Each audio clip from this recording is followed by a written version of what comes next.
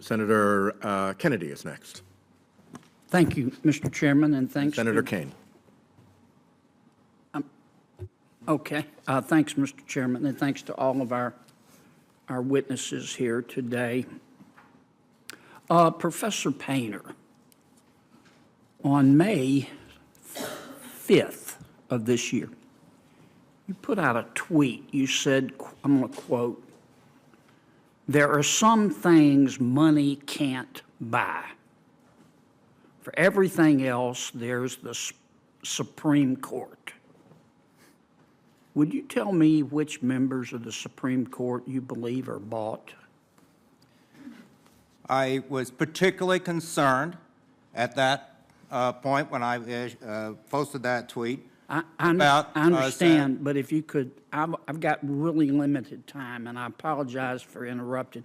Just tell me which members of the court you are bought. I did not think that Justice Clarence Thomas should be failing to disclose his trips on a billionaire's yacht and airplane. Do you think he's bought? I believe that there is grave risk.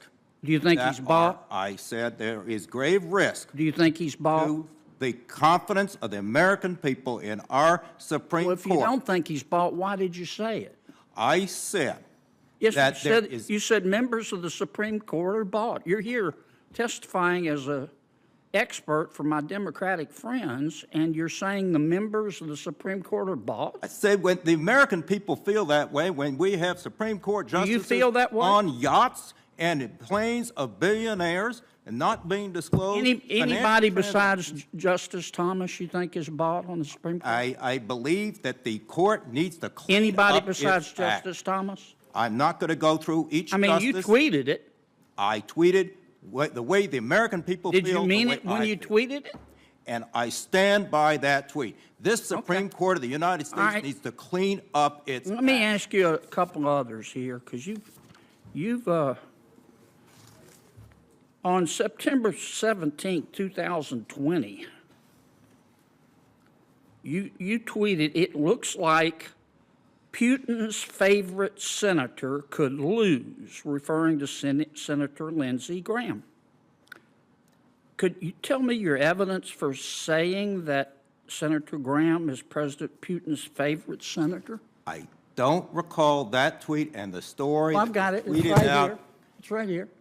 I'm happy to look at the tweet, and I'm happy to write you, explain that. I don't know what that has to do with climate change. Well, it has to do with your credibility. Did you say, what is your basis for saying that Senator Graham is President Putin's? I mean, have you ever talked to President Putin? I have not talked to President Putin, and I would be happy to go look at the tweet and look at the story that I tweeted out and what Senator Graham had said in that context. You know, this is something you say all this stuff. For example, you're here as an expert for my Democratic friends, and you say all this stuff. You called on September 16, 2023, a professor at the University of Chicago, very distinguished professor, Brian Leiter.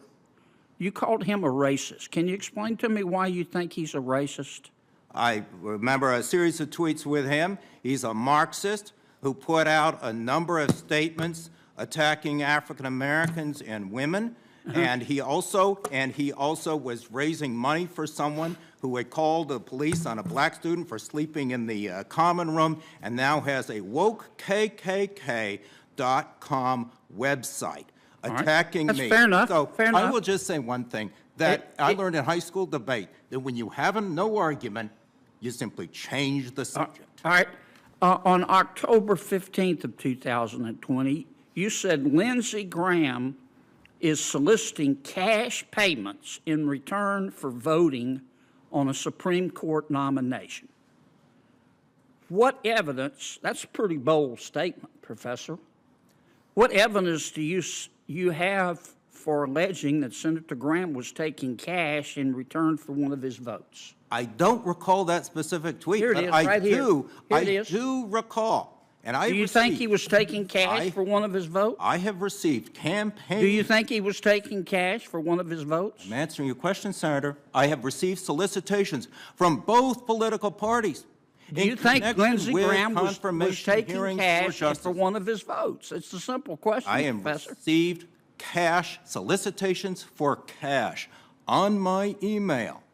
And yes, from both political parties in connection with Supreme Court confirmation votes. Well, I'm out of It's time, wrong. but let me just say for the record, It's wrong. my aunt's Facebook page has more credibility than you do. I could spend the rest of the day reading your quotes where you make allegations against people and you can't defend them. You've said nothing about climate change. You quoted everybody from a Marxist Senator to Kaine. all sorts of other people. This has absolutely nothing to do with the topic of the hearing, Senator. Senator Kaine is recognized. Thank you, Mr. Chair. Two items that I want to talk about. One, some good news. Mr. Painter, you challenged us at the end of your opening testimony, hey, don't just be finger pointing at each other, get something done. And I do think we have to say this hearing is within the still recent aftermath of two really powerful pieces of legislation that Congress has passed to help us battle climate change, to help the United States become leaders in the battle against climate change. The bipartisan infrastructure bill, a number of my colleagues worked hard on this bill, makes significant investments in all kinds of infrastructure. The nation needs it, but including clean energy infrastructure. And then the Inflation Reduction Act, which was partisan, it passed by one vote in the Senate, also really rockets the United States ahead in climate leadership by promoting investments in clean energy. We've seen the effect of this in Virginia. Virginia was one of the worst states in the country in terms of any embrace of wind or solar low carbon energy, at the same time as we were one of the states most vulnerable to sea level rise. But now in both wind deployment offshore, Virginia is becoming a leader not only in deploying wind offshore, but also in becoming a hub of manufacturing of offshore wind components, good for the economy.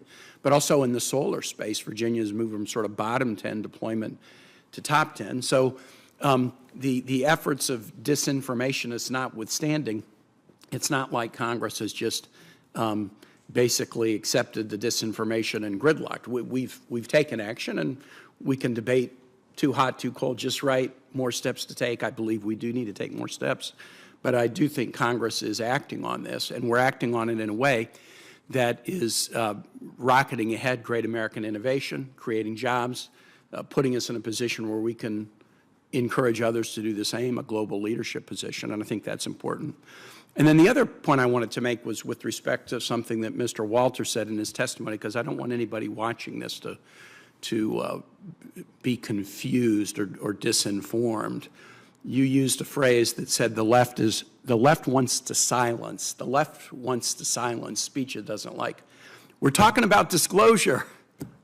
We're not talking about silencing anyone.